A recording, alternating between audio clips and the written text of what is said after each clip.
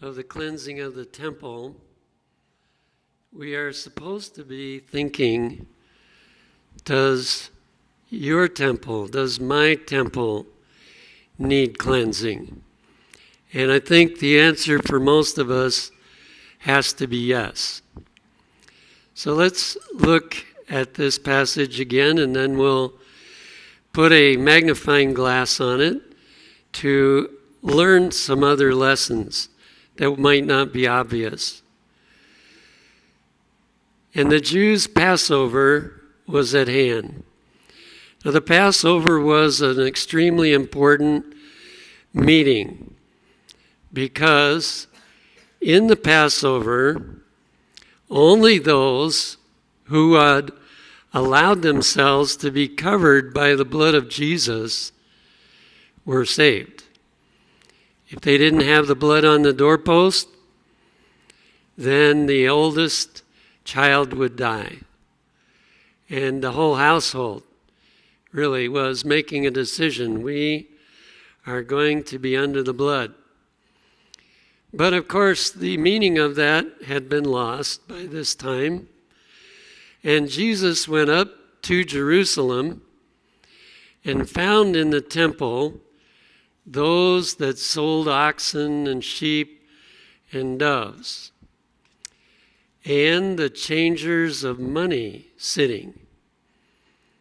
So here, it had become an opportunity for making money. And they made money in two different ways: by selling the animals and by changing the currency, because that's a good opportunity to get more money than what the currency you're changing is worth. So both of those things were going on. And when he had made a scourge of small cords, now some people overlook the small cords and they think he had this huge, great, terrible whip. No, it was a small cords that made up this one. He drove them all out of the temple. And most people think he was angry as he drove them out. But it was not the kind of anger that we are used to anyway, that many of us have. But this was a very different attitude, which we're going to see. So he drove them out. He drove out the sheep and the oxen. Now it's interesting, he didn't drive out the doves, but he drove out the sheep and the oxen and poured out the changers' money and overthrew the tables. So he dumped all the improper gain from the sale of these things and the change of the money, and he dumped it on the ground.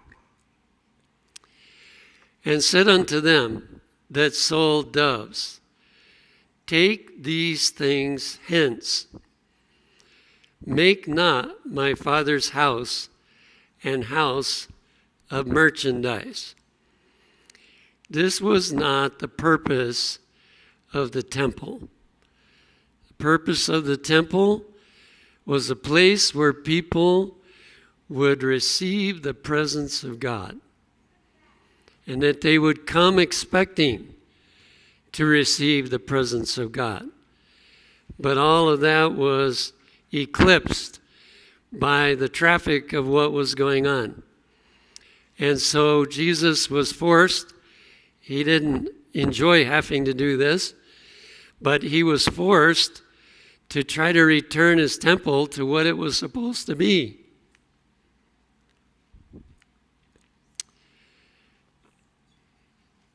In an article from the Signs of the Times, which is an Adventist journal, it says, during the Passover week, large numbers assembled from all parts of Palestine. So this was a great opportunity to make money, so the Pharisees thought. But it wasn't just Palestine. and from distant lands. The Jews had spread into all the world, really, just like they are today. And so many of them felt it was important to go back to Jerusalem and to celebrate the Passover. So that expanded the idea of, look at all the money we can make. Many were unable to bring with them the sacrifices which were to be offered up as typifying the one great sacrifice. Now, the ones close by, they could bring their animal with them, and from a longer distance, maybe they could bring a dove. Probably most people knew that the prices would be too high when they got there. So if they could bring the animal or bring their sacrifice, I'm sure they did, but it's very likely the priests disqualified some of them, so they had to buy the one that they sold. Then it says, for the convenience of these, animals were bought and sold in the temple courts. Here, all classes of people assembled to purchase their offerings. Here, foreign coins were exchanged for the coin of the sanctuary. So they had a perfect system. You had to have the sanctuary money. Be like you come to church here today and you have to surrender your American money or whatever other money you put in. Sometimes people put other countries' money in the offering plate. And you had to get the Wildwood Church currency in order to give your offering. And of course, they got a little bit extra out of that. The dealers asked exorbitant prices. Now, there's always cost whenever you sell something, but they didn't just satisfy themselves with that. They asked exorbitant prices for the animals sold. And the priests and rulers, as well as the dealers, enriched themselves. Wow. So apparently the priests got a cut out of this. They couldn't even say, this money is all for the Lord. We want a cut from this. And the dealers, they were thinking the same. They enriched themselves at the expense of the people. As I was studying for this message, I realized, do you know that these same leaders hated the publicans more than any other group? But they were doing the exact same thing that the publicans were doing. And, you know, sometimes that's the way it is. The sin that we're doing, we hate when we see it in other people. And we make a big stir about it because we think it's terrible. But we're doing the same thing.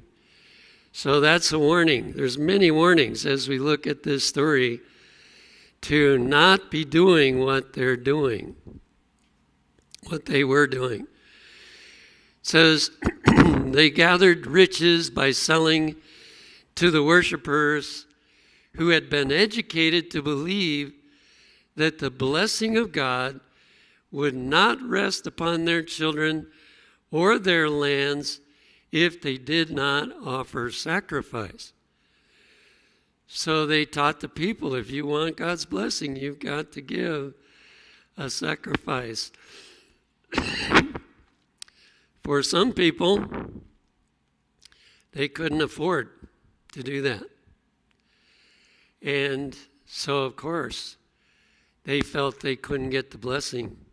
That wasn't the intention of the temple. The temple was a place where everybody, whether they had money or not, were to get the blessing. Then it says, the animals sold at a high price, for after coming from so far, they would not return whence they came without performing the act of devotion for which they had come. Now, we do have a lesson from the attitude of the people that came there. Many times we don't work hard enough to figure out how we can give an offering. We just excuse ourselves when really, if we were willing to be self-sacrificing, we would be able to do it. And there are people that excuse themselves from paying tithe because they feel they earn so little that they cannot give their tithe. But I always tell them, the less you earn, the more important it is to pay tithe. The rich man may be able to make it, unless God wipes him out. He may be able to make it without paying tithe, but the poor man cannot. He needs God's blessing. So while the priests, I doubt they were faithful in giving like they should have, but many of the people would pay these high prices so that they could get God's blessing, and they wanted God's blessing. The precincts of God's temple should have been regarded as holy. Oh boy, now we have one for Seventh-day Adventists. The church is the noisiest place we can find.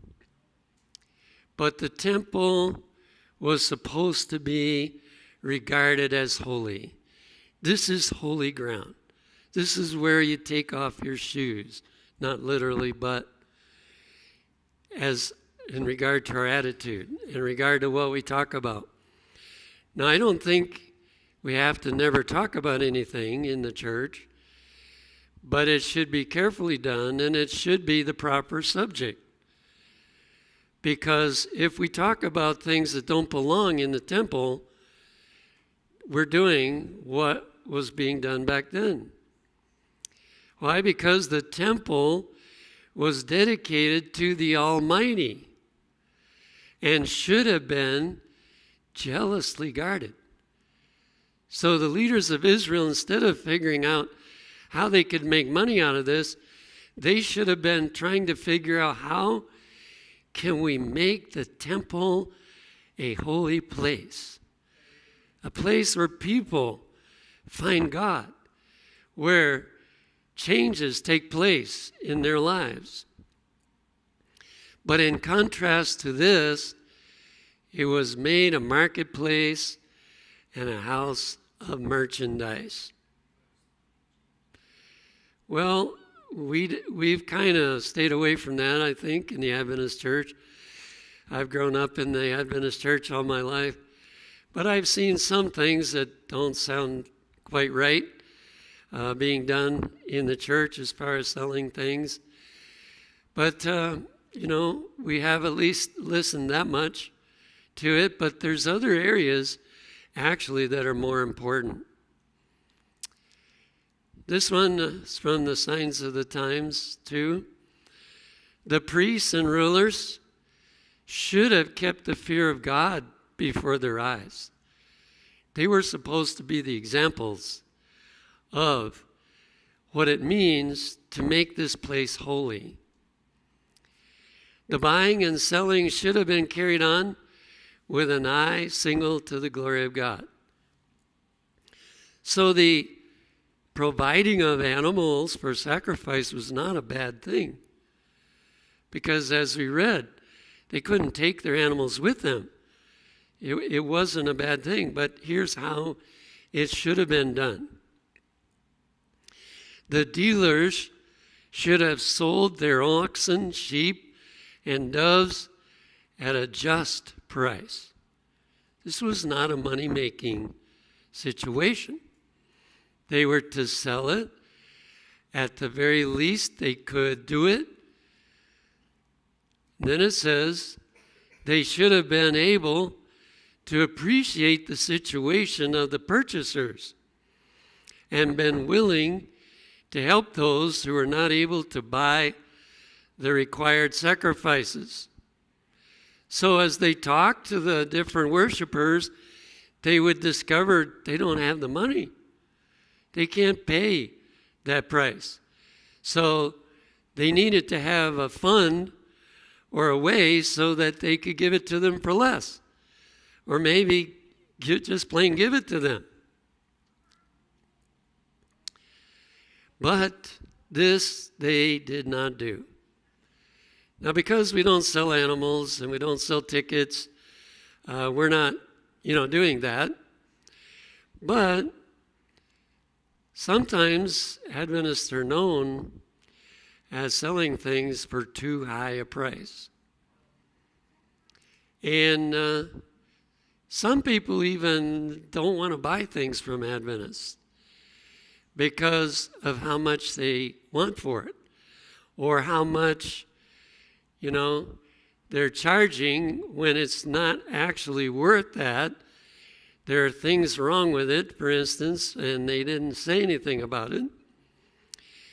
So, as I have studied these kind of things, I've come to the conclusion that I want the customer who's buying something from me to be happy after they bought it, not just before. And I've had some interesting experiences with that.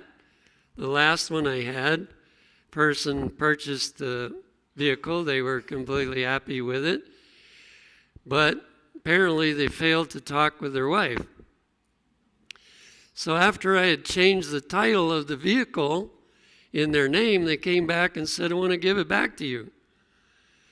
Now I could have said, no way, not taking that back. I've signed over the title to you. You were satisfied with it. But I said, okay, we'll take it back. So, we have to think about the other person. That's what the priests are not doing.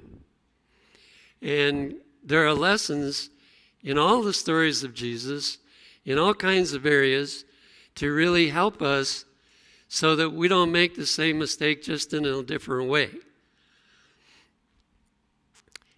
What was the problem? The spirit of avarice, to get ahead.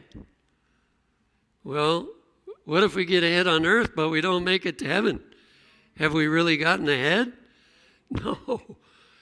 The spirit of avarice, the desire to accumulate riches by unfair means, had become more and more common. Did you know that was a danger of God's people? I've wondered, why do God's people? I've bought things from people not of our faith, and some of them do the same. They charge too much, but some of them they're concerned, and maybe the price is too high, and so they want to make sure the price is low enough that they're positive that it's okay. Well, I've wondered, could it be because we pay tithe and we have quite a few requests for offerings? Is that the reason that we're trying to get ahead in every situation? I don't know for sure what's the cause. But it seems to be a plague of God's people that this tendency takes place. The temple service had become a mere form. Those two things don't exist together. A holy place, which people recognize as holy, and they are coming for the effects of being in a holy place, can't exist with the attitudes that were developed in the leaders and in some of the people as well. Spiritual worship was fast disappearing. That little sentence caught my eye. Spiritual worship. How well do we know when we are worshiping spiritually, or when we're just there? We just came. We performed our duty, but did we have spiritual worship? if we had spiritual worship, some changes took place in us. And we could go away saying, God was here. I know he was here. But you know, he can be here for some people and not for everybody. As a pastor, you see everyone. And I've seen in the same congregation people with tears coming down their eyes. And I've seen other people talking and laughing with each other. Do you think those that are talking and laughing with each other are getting the holy impact of being in a holy place? No. But though that person or persons that the message, and it's not because of the speaker, can guarantee you that, if a person is being touched, it's because of the Holy Spirit. And so that person is being touched because they're in a holy place and they're able to receive the effects of the holy place. No link bound the priests and rulers to their God. Oh, what a message it is for all leadership. Any leader that is not connected to God and not able to be used by God to bring about blessings to God's people has made the same mistake that the Jewish leaders made. And so every leader must especially make sure that they are dedicated to God and that when they come to God's house, they are getting that connection as well. Christ looked upon the fleeing men with yearning pity. Was it Jesus' desire to drive them out? No. He had a different purpose in mind. He wanted them to separate from their sins. But because he didn't want to separate from their sins, they were scared to death and they left in a big hurry. Christ looked upon the fleeing men with yearning pity for their fear and their ignorance of what constituted true worship. His attitude was the same as when he came to the brow of the hill and he looked down on the temple in Jerusalem and he said, oh, how many times I would have liked to gather them under my wings, but they would not. That was the same attitude when he drove out. It wasn't him that drove them out. It was their sins and their determination to hang on to their sins that drove them out of the temple. If Jesus were to appear today, and if there was anyone here that is clinging to their sins, they would want to get out of here. That's what happened to the leaders. Did they know they were in the wrong? For a time, they were convinced that Christ was a prophet, and many believed him to be the Messiah. So when Jesus stood there, they were convicted. He's either a prophet or he is the Messiah. But were they going to yield to the Messiah? No. Instead, they were going to get out. They knew that they had extorted from the people more than what they had sold them was worth. So they understood their sin, what they were doing, and had been doing probably for a long time. Now, there were other people who didn't run. The poor remained behind. And these were now looking to Jesus, whose countenance expressed his love and sympathy. And notice how much sympathy, with tears in his eyes. He said to the trembling ones around him, "Fear not, I will deliver thee, and thou shalt glorify me." Now, some of those people that came, who stayed by could only buy a dove. That was the cheapest offering they could get. And some of them couldn't even buy a dove at all. And so Jesus gave them the blessings that they needed. And some of them needed physical healing. Everyone needed spiritual blessings.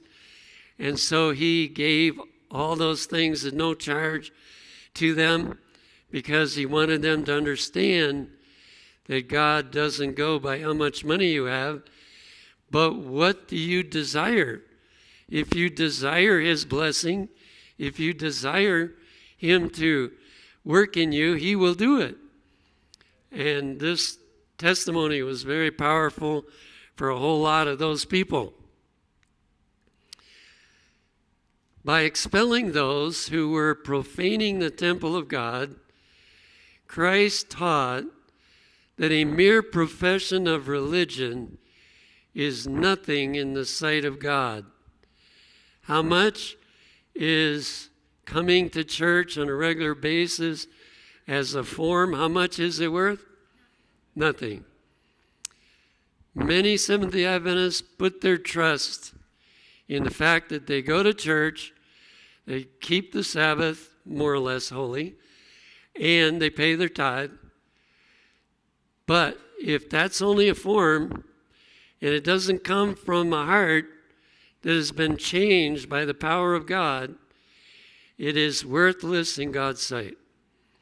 So we need to be very open to God's instruction on that if we tend to slide that direction, because again, that seems to be one of the favorite temptations of the devil for God's true people. I believe the Adventist Church has the true message for the last days. But we also are hated by Satan, and formality is the worst possible thing that he could do to us. So that is something we need to watch. Don't even trust your own. Ask your wife or your husband or somebody else that's close to you. Do you see any evidence that I'm becoming a formal Christian? It is a pure, holy character maintained with the strictest integrity that is of value in his sight. That is what he requires. How can we get it? Only through him. And, you know, the first step is the hard one. You have to see how bad you are. Because if you don't see that, you don't see much need of him. But if he can help you to see that, it's not to discourage you, but it is to encourage you. I can take care of it. I can change you. So, a pure, holy character, but it has to be maintained. It can't just be gotten and then slip out. Maintained with the strictest integrity, that's what he values. When he has worshipers that come on Sabbath that are like that, it makes his heart really happy. And he can do many things. You know that even a few people who don't have that can hinder some of the blessing that God would like to give. Now, we don't want people to stay away, but they need to come and find out that they can get the blessing here, and that will bring them in line. In the work of Christ, we see our work. And that's talking about the cleansing of the temple. Our work is to help people want to be cleansed of the sins that are hurting them. To do that, we have to point out what the sin is, but it's not for the purpose of condemning them, but it's for the purpose of offering deliverance to them. Would you like to be delivered from this sin? In the errors and delusions which flood the world today, we see something of what he has to meet. And I see the biggest foe we have is the cell phone and the internet. These two things are dragging down more people into sin than any other devices that have ever been invented. And that's because Satan knows this is the last hour of Earth's history. And he has been working. Now, can those things have a good use? Yes, they can. But when you look at the whole picture, they are used more for evil than for good. And that shouldn't be either. We need to use them for good. But as we look at that, there could be some people here that need Jesus to come and cleanse you from your appetite on the cell phone and on the internet. If so, I'm here to tell you he can do it. He can deliver you. Now, in my growing up time in earlier days, it wasn't the cell phone, it was television. But I had to be cleansed from television. Now, it's an insult to your intelligence if you watch many things on there. So I hope that these newer tactics of the devil, that all of us will be fully delivered from all the things that connect us to sin. That it says, Christ came to give the message of preparation for his kingdom. See, that was the whole purpose why he came. To say the kingdom of God is at hand. Now he's saying it again. But this time, it's not just the kingdom of the heart, but it is the rest of the kingdom as well. But the kingdom of the heart has to be first. He calls upon those who live in this age to bear a clear, decided testimony. You know, that's what impressed me to stay at Wildwood for more than 50 years. Because there were people here that were giving a clear and decided testimony on the things that lead us into sin or that are sin themselves. And I learned some things I never thought about before, but I gave them up because I could see that they were not good. And since that time, I have tried to do that for others, but I find that some don't like it. They don't want to hear what connects them to sin. But unless we're willing to hear and believe that he can cleanse us, we're not going to make it. This time, we've got to get fully cleansed because we're facing the close of probation down the road. And if we don't get fully cleansed, then we won't make it. So this is a very solemn time, and this story has very big implications for us. In Desire of Ages, I was listening actually. As I walk, I listen. And this paragraph caught my attention, and we'll close with this paragraph. In the cleansing of the temple, Jesus was announcing his mission as Messiah and entering upon his work. He was saying, by that act, I can cleanse your heart. If you will let me, I can cleanse your heart of everything that needs to go. Right now, you may love it. You may think it's wonderful. But if I make it plain to you, it's not. I can throw it out of your life. That temple erected for the abode of the divine presence, and we should believe this place was built for the divine presence, was designated to be an object lesson for every created being, from the bright and holy seraph to man, should be a temple for the indwelling of the Creator. Now we know all the beings of heaven are a temple of God, and He is living in them. But this experience was trying to convince the Jews and all present, because there were probably some non-Jews there, to convince them, because the temple didn't convince them it was a holy place. Jesus was trying to convince them that He could cast out all their sin from them. Because of sin, humanity ceased to be a temple for God.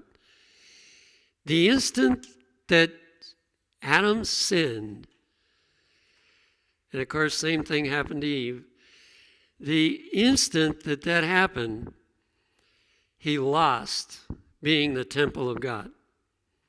He had to get it back again, but he lost it. And then the worst part is he could not pass it on to any of his descendants. Being a temple, he couldn't pass it on. Everybody has to get it for themselves from Jesus. So humanity ceased to be a temple for God. But Jesus came to earth to show that He could make people a temple again. Darkened and defiled by evil, the heart of man no longer revealed the glory of the Divine One. So the truth is, in our natural state, that's the way we are. But when we see our need, and we see maybe we try to stop some sin, and we can't seem to stop it, whatever it is that wakes us up, or we see a picture of Jesus and we say, you know, that's wonderful. I would like to be like that. However He has to work, but at some point, we see the need to be delivered from all these things. And that's when He's ready to work. He's always on duty 24 hours a day for anybody all at the same time on planet Earth to accomplish this work. But by the incarnation of the Son of God, the purpose of heaven is fulfilled. So when Jesus became a human, this did something special for our perceptions. God dwells in humanity. So we saw the example. What can a man or woman, always the women are included in that, but today sometimes we have to say that to make sure the women agree they're involved. So the purpose of heaven is fulfilled, and God dwells in humanity, and through saving grace, the heart of man becomes again His temple. That was the message. People are all wrapped up in, oh, wow, the power, He threw those people out. No, the power was being demonstrated to make us a temple. God designed that the temple at Jerusalem should be a continual witness to the high destiny open to every soul. So when people come in this sanctuary, what goes on in here should do the same thing for them. But the Jews had not understood the significance of the building they regarded with so much pride. They did not yield themselves as holy temples for the divine Spirit. This is all the same quote. The courts of the temple at Jerusalem, filled with the tumult of unholy traffic, represented all too truly the temple of the heart, defiled by the presence of sensual passion and unholy thoughts. Do you struggle with sensual passion? Do you struggle with unholy thoughts? Jesus can deliver you from that. That's the message that he wants.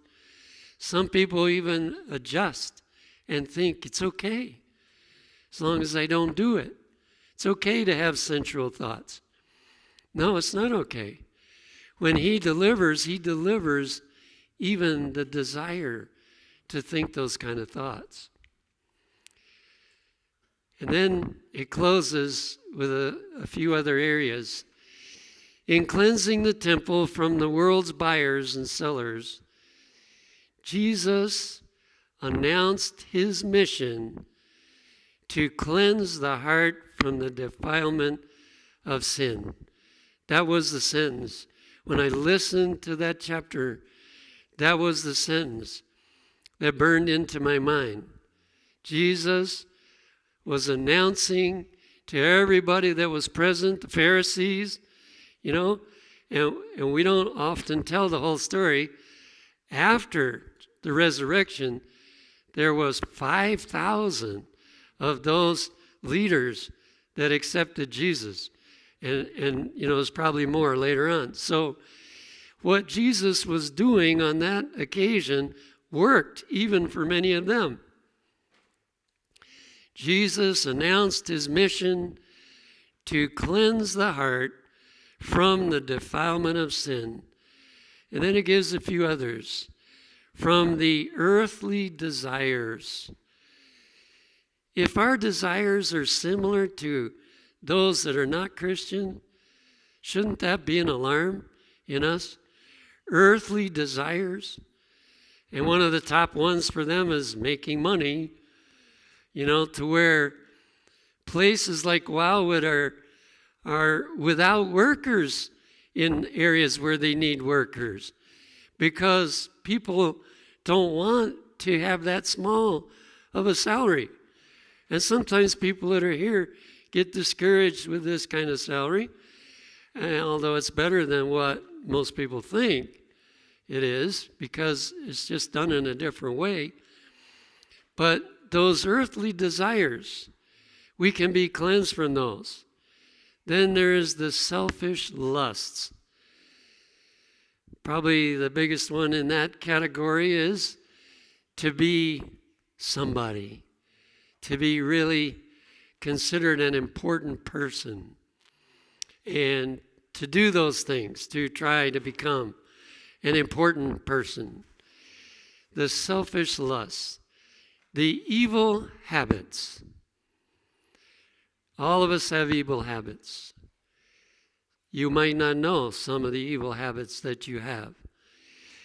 But hopefully, all the ones you do know you have, you've allowed Jesus to cleanse you from those.